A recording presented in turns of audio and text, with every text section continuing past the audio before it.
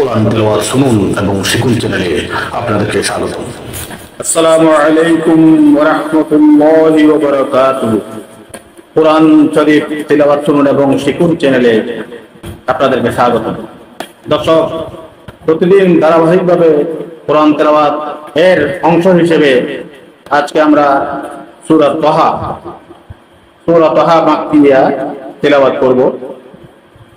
আমরা প্রতিদিন ধারাবাহিকভাবে 5 আয়াত 4 আয়াত করে করে কোরআন তেলাওয়াতের ভিডিও দিই এবং কোরআন শিক্ষার ভিডিও আছে আমাদের চ্যানেলে। আপনারা যারা পবিত্র কোরআন কারীম তেলাওয়াত করতে পারেন না তারা আমাদের চ্যানেলে আসুন, শিখুন, সাথে সাথে তেলাওয়াত শুনুন এবং সাথে সাথে পড়ুন। আজকে সূরা তাহা প্রথম থেকে শুরু করব এবং ধারাবাহিকভাবে এই তেলাওয়াত প্রতিদিন আপনারা 4 আয়াত 5 আয়াত করে তেলাওয়াতের ভিডিও পাবেন।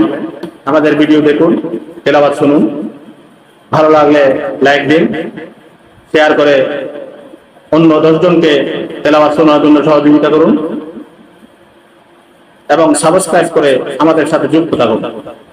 তো আসুন তেলাওয়াত শুনি। সূরাতু তাহা মাক্কিয়া।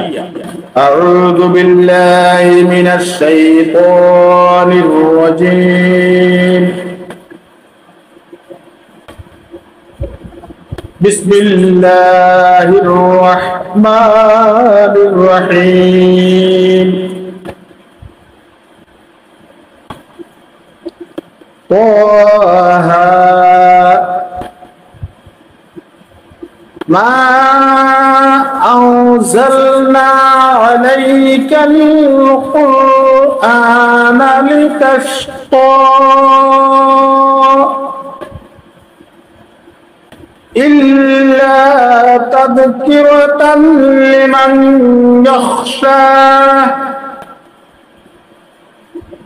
تنزيلا ممن خلق الأرض والسماوات العلى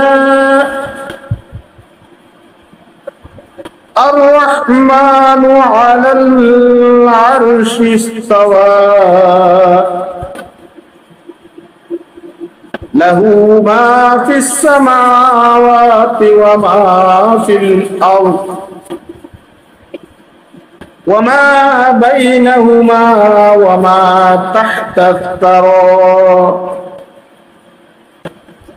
وإن تجهر بالقول فإنه يعلم السر وأخفى الله لا إله إلا هو له الأسماء الحسنى وهل أتاك حديث موسى إذ رأى نارا فقال لأهلهم امكثوا إني آنست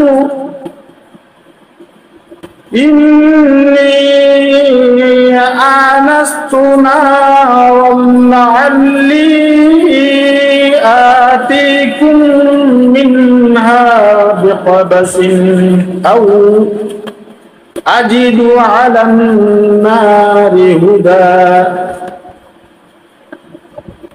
فلما أتاها نودي يا موسى